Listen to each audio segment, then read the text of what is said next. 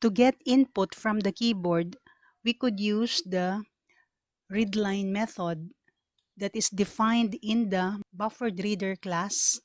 So we could get input from the keyboard using the console. So since we're going to use the instance method readline defined in the BufferedReader class, we need to instantiate BufferedReader because readline is an instance method. So we need to create an instance, say for example input, that is an instance of BufferedReader class. Then we use, from the syntax of instantiation, we use the new operator, and this is the whole constructor of the BufferedReader class, where as a parameter or an argument, we pass an instance of the class input stream reader having this argument system.in, referring to the system input device, which is the keyboard. Once we have created this instance, then we could access the readline method via the instance.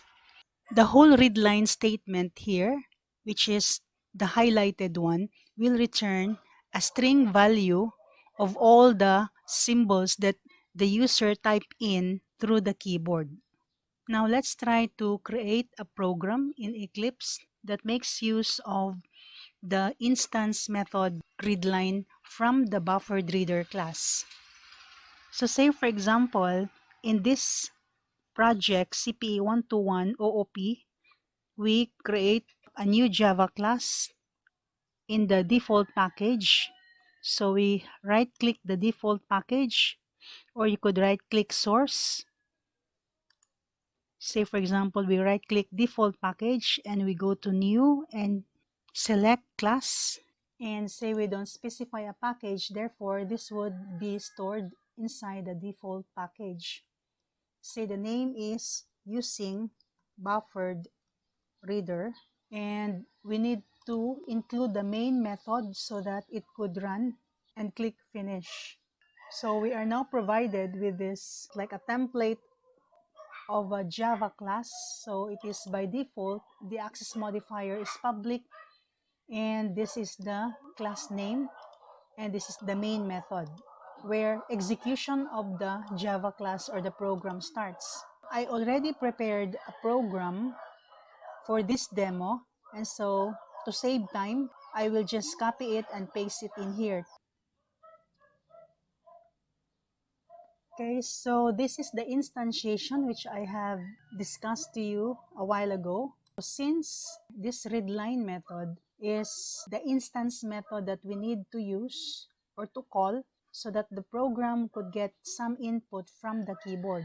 And since readline method is an instance method, we need to instantiate the BufferedReader class where the instance method is declared. And that is why we have in here at the start of the main method an instantiation of BufferedReader, creating the instance input, and so that via the instance input we could call or access the readline method.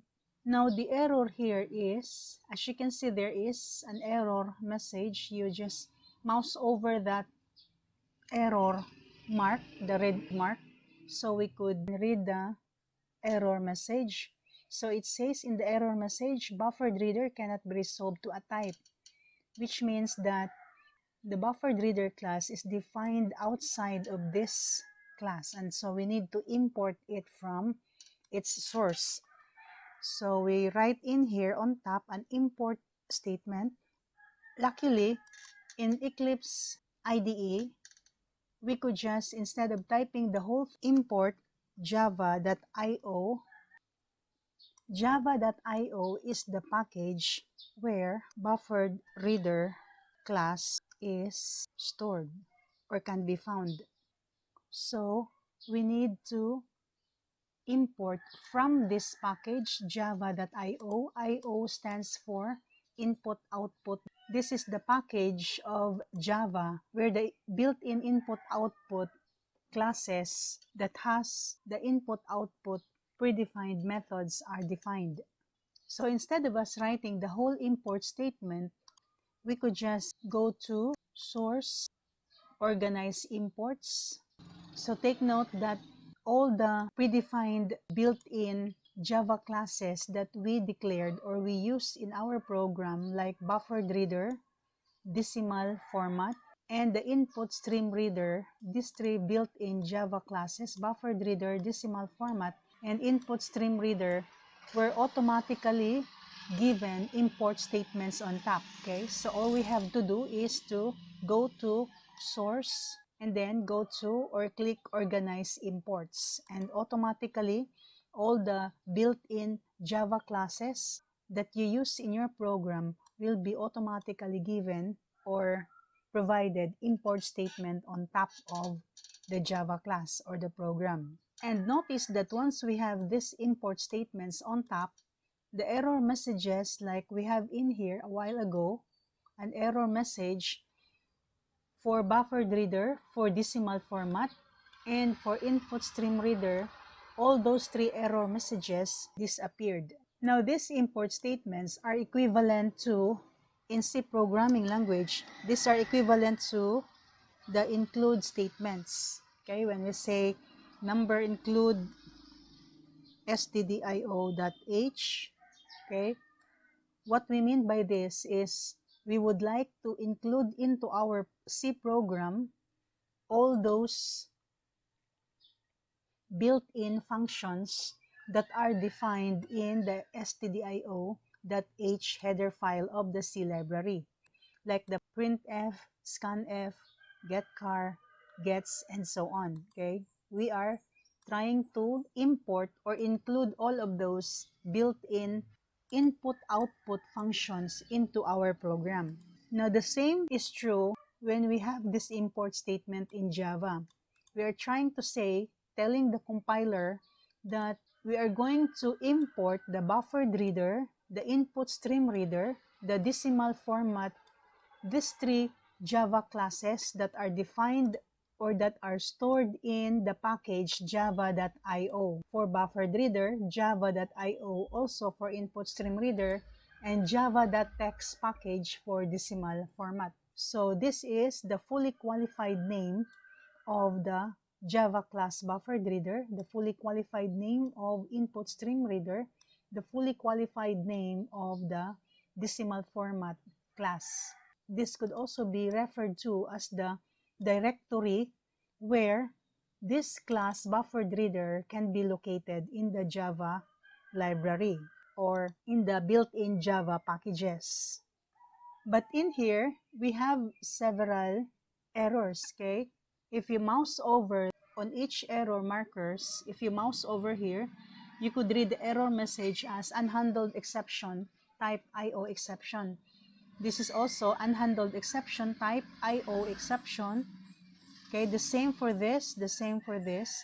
So every time we use this readline method, there is this error message telling us that there is a possible exception. Exception means error. It could mean runtime error.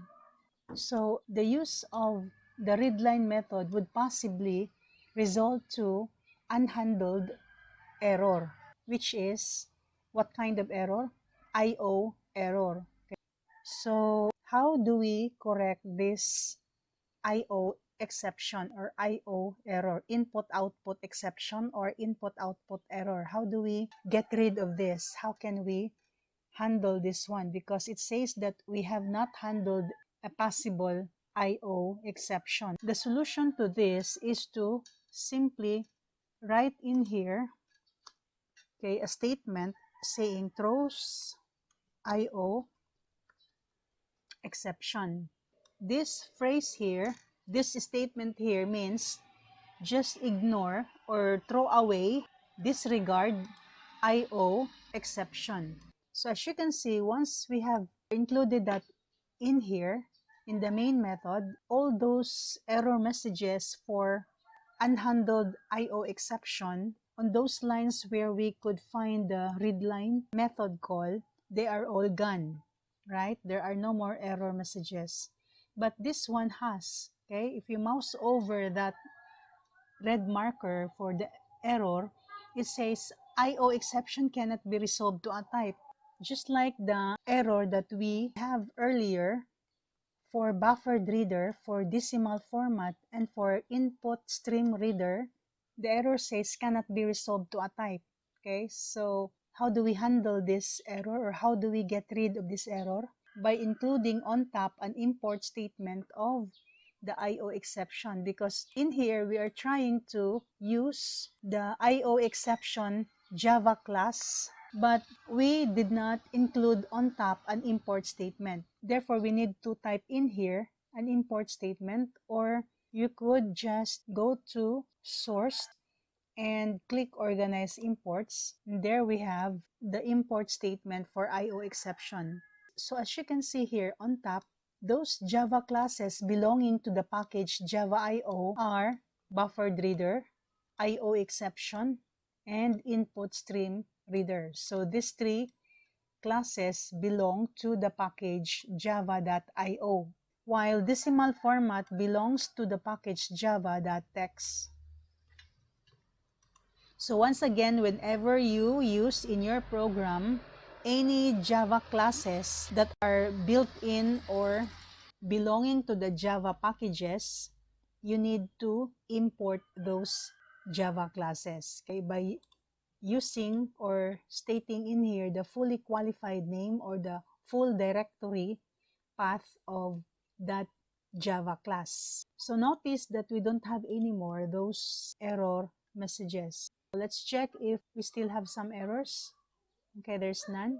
So this is good to go, or this is ready for execution. But before we execute, let's examine the code inside the main method. Let's examine the implementation of the main method. So first, we have here an instantiation of the class BufferedReader, creating the instance input for the purpose of accessing or calling those instance methods or fields that we want to use in our program. And in this case, what we are trying to use or access is the instance method readLine, which allows us to get input from the user via the keyboard. And the decimal format is also instantiated, creating the instance D, so that via the instance D, we could access the instance method format. Okay, so look at how we are using the format or calling the format method, which is an instance method belonging to or defined in the class decimal format. So again, since format method is an instance method defined inside the class decimal format, we need to instantiate decimal format, creating the instance D, so that via the instance, we could access this instance method format. So this will just allow us to format whatever we have here in the argument, like W plus Z. We format the value, the sum, using this format pattern, which is to display the value in 3 decimal places. And we have here local variables. And of course, this is a comment, a single line comment. Just like in C programming language, these are single line comments. This is how we get input from the keyboard for the variable name. This is how we get a character input from the keyboard. As I have said before, this readLine method will return a string value. So say for example, if you input, in this case, you input Juan de la Cruz, say you input the string values Juan Cruz. Okay, that is the value assigned to name. So name will have this value, Juan Cruz. For this input, say we input H. So what is returned is a string. Okay, as I've said, readLine method will always return a string value of whatever you entered in the keyboard. So if you press H, this is the string value that will be returned by this statement. And then the char@ will return the character or the symbol at index 0. So in the string value, this is the index 0, right? Okay, this is your index 0, the H.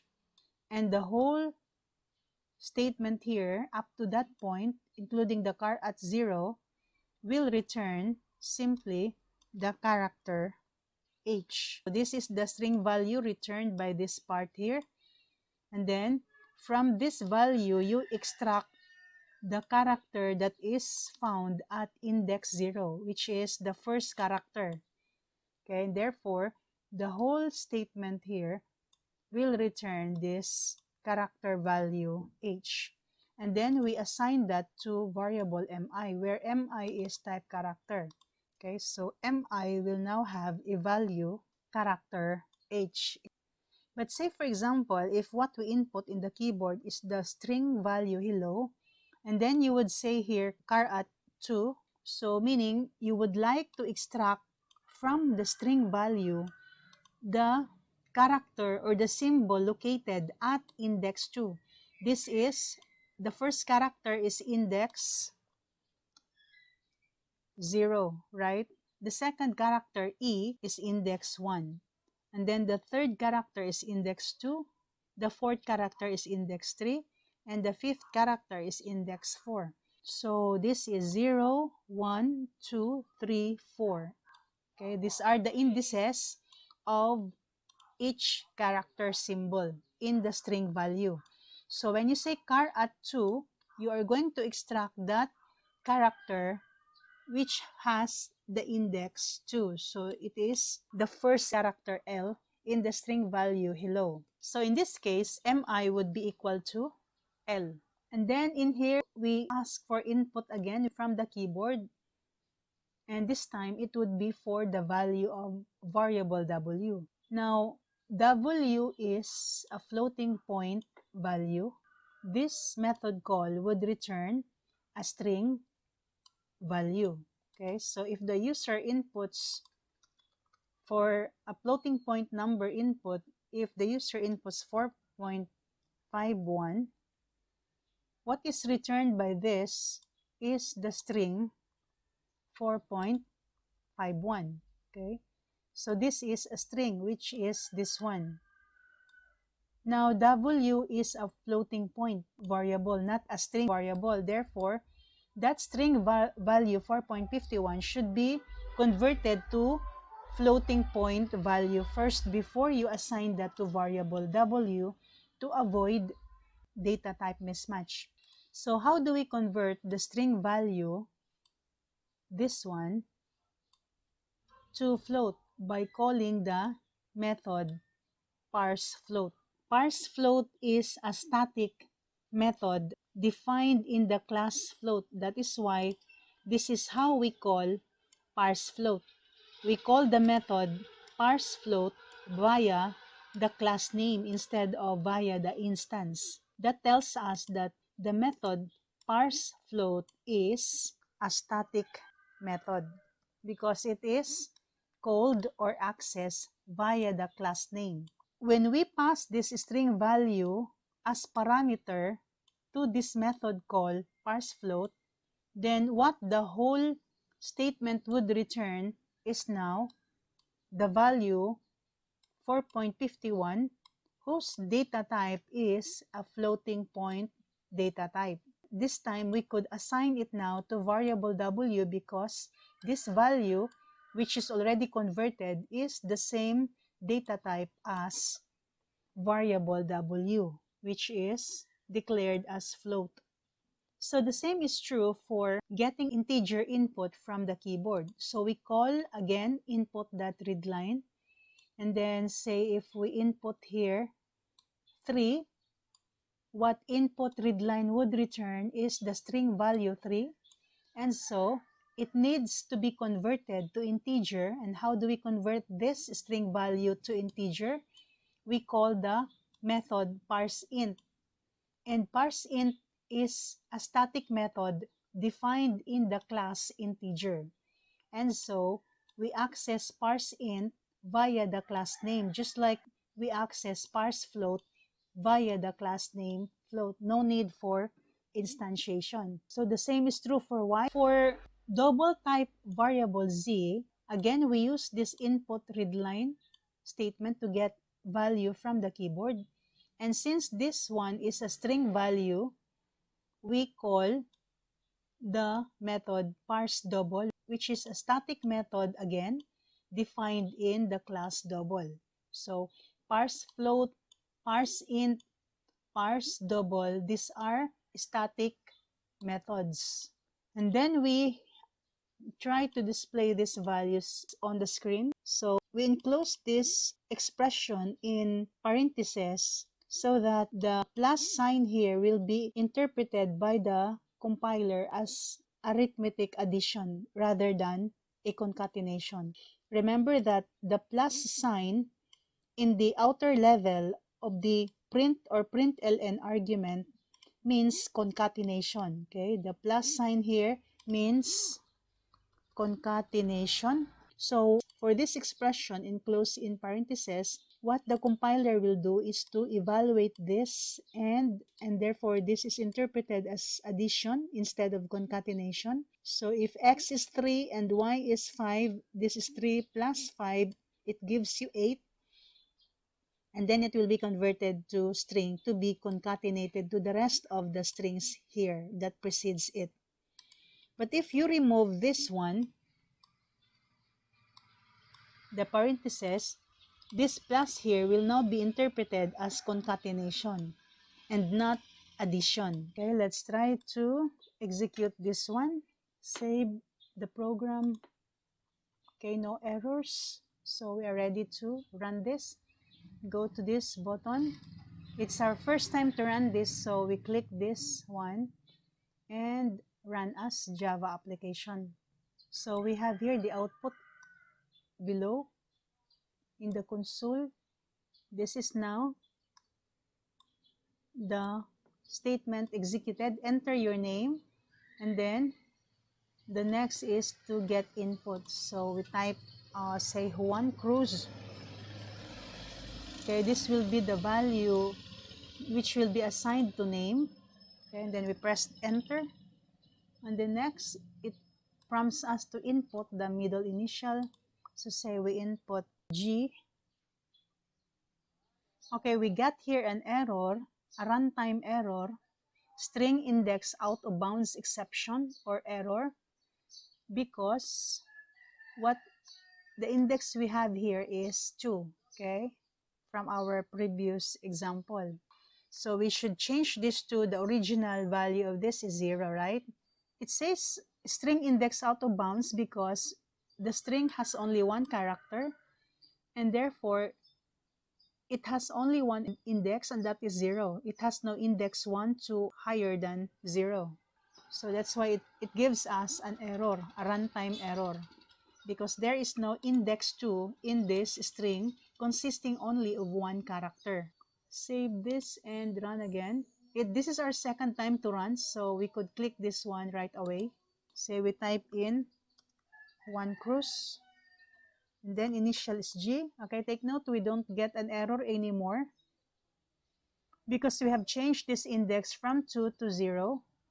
And then next is it asks us to input a floating point number. Say we input 4.51. It asks for an integer input for x. Let's say we input 4. Then say we input for another integer for y, we input 7. And then for a real number z, say we input 241.83. Okay, enter. The value of x plus y is 11, right? So this gives us 11. And then the value of w plus z is what? 4.51 plus 241.83.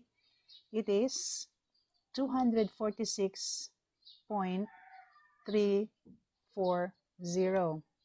And take note, why do we have 3 decimal places here in the result?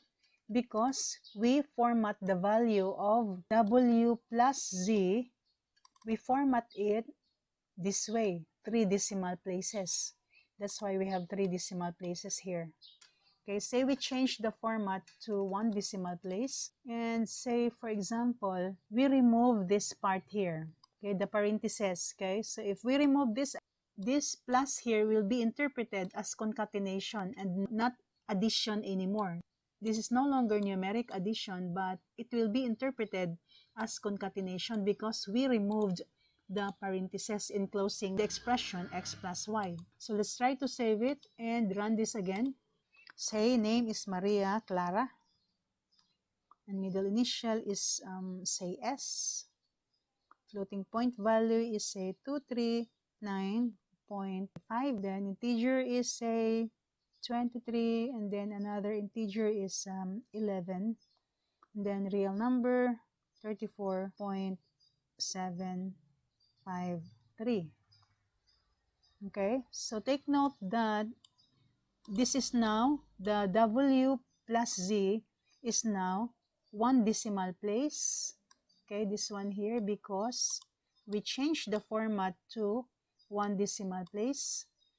And what is the value here? 23 plus 11, right? But the plus is now interpreted as concatenation. Therefore, it simply says 23 concat 11. So that's why it just connect the x23 and the y11. It does not add it. Okay, so this is interpreted now as concatenation instead of numeric addition. Okay, so this is one example of getting input from the keyboard for all data types. Another way to get input from the keyboard is to use the instance methods next line, next int, next double, next float, depending on what type of data you would like to get from the keyboard. You use next line if you want to get a string value. You use next int method to get an integer type value from the keyboard. You could use or call the method next double to get a double type value from the keyboard, or you could use the method next float to get a floating point value from the keyboard. Now these methods, next line, next int, next double, next float, these are instance methods defined inside the class scanner, so that if you're going to use any of these instance methods, you need to create an instance of scanner class, and therefore we need to instantiate scanner class, creating the instance input, and this is the constructor of the scanner class. And then once we have created an instance, say input, instance of scanner class, then we could call or access this instance methods via the instance input. Now let's try to go back to Eclipse, create a program that makes use of the scanner class to get input from the keyboard. Say we create a new class. Say we call this, say the Java class name is using scanner. We include the main method, okay, so to make this executable. And we replace this with the code that I already prepared to save time. Okay, this is actually the same code that we have here earlier using BufferedReader. Okay, so we simply replace readline method we use here for input with the instance methods defined in scanner. So we use scanner this time. So we have here the instantiation of scanner class, creating the instance scan, and then via the instance scan, we could call the instance methods next line to get string value input, and then we use here next float, next int, next float to get a floating point input value, next int to get an integer input value, also here. And we use next double to get a double type value from the keyboard, and we display everything here. So what is the difference between this program using scanner and the first program using BufferedReader? In here, in the first, we use BufferedReader class. And then in the second program, we use scanner instead of BufferedReader. Take note that when we use scanner, all the instance methods of scanner, next line, next float, next int, next double, we are not prompted with an error message, the one that we have encountered earlier here in using BufferedReader, the unhandled IO exception. Using scanner, we don't have that kind of error. What we have instead here are just requirement for an import statement. Okay, so the first error message here says scanner cannot be resolved to a type. So when we encounter this kind of error message, it means that we are using or we are accessing a Java class that is defined in the Java packages, or we are using Java API, application programming interface. These are Java codes that are already built in or predefined in the Java library, which we can readily use. Just like the C library, we have built-in functions. So in Java, we also have built-in Java classes that has methods and fields we could readily use in our program. And whenever you use those built-in methods or fields or access the Java class, built-in Java classes in the Java packages in the Java library, okay, we call them Java API. We need to include import statements on top of our program so that we could tell the compiler where to locate those APIs. So what to do with this is to include the import statement for scanner and for decimal format. So we could type in the whole import statement, or we can automatically attach all those import statements by going to the main menu, source, click source, and then organize imports. Okay, so we have the two import statements now on top for scanner and for decimal format. Okay, so we have no errors. We have a warning.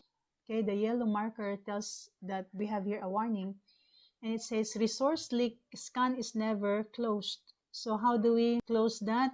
At the end of your program, before your program ends, you could say scan that and then close.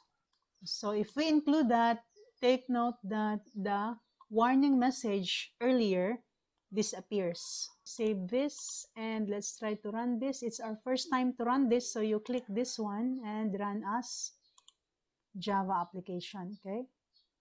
Name input, say we input Juan Cruz. Initial is say K. Floating point value is 1213.78. Say X is 6 and Y is 17, 34.9. And so we have the outputs here. Another way to get input from the keyboard is if you want to use the Windows GUI dialog boxes, then you could use JOptionPane. So you could use this Java class JOptionPane.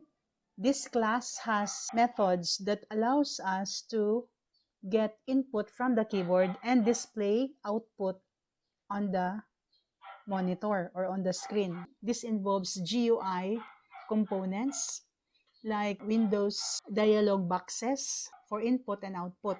To use the JOptionPane class, you need to import this Java class JOptionPane from the package javax.swing. For input, you could use show input dialog method, and for the output dialog box, you could use show message dialog. Now notice that these two methods are static methods. Why do I say that these two methods are static methods? Because they are accessed via the class name, okay? We don't need to instantiate JOptionPane just to access the input dialog method and the output dialog method, because these two methods are static methods, and so the only way you could access them is via the class name. Now we have here a sample program, a short program that will demonstrate to us how to use the input dialog and the output dialog. So let's copy this code here. In here, right click default package, go to new class, then the Java class name is using JOptionPane, and then we include the main method so that it will execute. Then we paste in here the code. So we need to import this class on top. Okay, place the import statement for this class JOptionPane on top. Notice that we have here an error telling us that JOptionPane cannot be resolved to a type, and therefore it means we need to include an import statement on top. Okay, so you could go to source, organize imports, and there you have the import statement for JOptionPane. The static method showInputDialog will create a GUI Windows dialog with this string here as a prompt. And when we input something, like say for example, we input 3, that 3 will be converted to string value, and that is returned to the caller of this method. Okay, so again, this method call will return the string value of whatever the user inputs in the keyboard. If the user inputs 3, then string 3 is the one which is returned by this method call. And then we store that into this string variable s. This two is compatible because this is a string value and this is a string variable. So there's no need to convert this string value to numeric because the variable is not numeric. It is a string variable. And then what we do here is, since this is a string value which is stored in string variable s, we convert this string value s, which is this one, into integer by using or calling the static method parseInt to convert this string value 3 into integer value 3. Because x here is an integer variable, you could not directly assign s to x. You need to convert s first to integer so that we can assign that to integer variable x. And then we call the static method showMessageDialog, displaying as output the value of x, which is the integer 3 we input in here, with all this as the label. And take note that this static method showMessageDialog has several parameters. First is null, which is the default for displaying on screen, and then this string concatenated and then concat the value of x, which is 3, and then what is result. Okay, let's take a look at the comment. The first parameter or argument is the default, which tells that by default the output will be directed to the screen or the monitor. So we have there a value null. And then the second parameter or argument, which is this one, from the first comma up to the next comma. This is the first parameter or argument. The second argument or parameter. And what is that? It is the message string to display. And then the third argument is this one. And what is the third argument? It is the title bar. Okay, this one. This is the title bar on top of the window. And the fourth argument, which is this one, is the message dialog type. And what we use here is plain message, which displays no icon before the message string. So on the fourth argument of this method call, we use the JOptionPane plain message. Okay, that's the message dialog type we used in the program. So it gives us no icon, and it simply displays a dialog that simply contains a message with no icon. So these are the 1, 2, 3, 4, 5 message dialog types we could use when we call the showMessageDialog method. So you could replace this with whatever type you want this message dialog to be. And then there is another show message dialog method here with only 2 parameters. So you could call this method using 2 parameters only. Okay, this is the first and the second parameter. You could also call this method the same method. Take note, the same method, because they have the same method name. But in this method call, we use the 4 parameters: 1, 2, 3, and 4. So it is possible for a Java class like JOptionPane to have more than one method of the same name, but these 2 methods, though they have the same name, show message dialog, they are different because they have different argument pattern. This has 2 arguments only, while this has 4 arguments. So this method is not the same as that. We call this overloading. Okay, this overloading is one of the OOP concept, which we're going to discuss soon. Okay, so let's save this one and let's check if there are errors. There are no errors. So let's try to run this. It's our first time to run this, so you click this button and run as Java application. Okay, this is the input dialog. Okay, this one. And take note that the prompt is enter an integer. So that is what we have here, enter an integer. If it is input dialog, the icon that will appear here is question mark, because you are trying to ask for input. That's why the icon is question mark. And the title bar is input, because this is an input dialog window. So we type in here in the space provided in the input box our input values. So enter integer, say for example, we input 5, we click OK. And what's next? You have here the result of the show message dialog call. And take note that the string that is displayed is the number you entered is, and then you have this symbol, and then the output of, or the value of x is 5, and the title bar is this string result. Okay, so that's the title bar.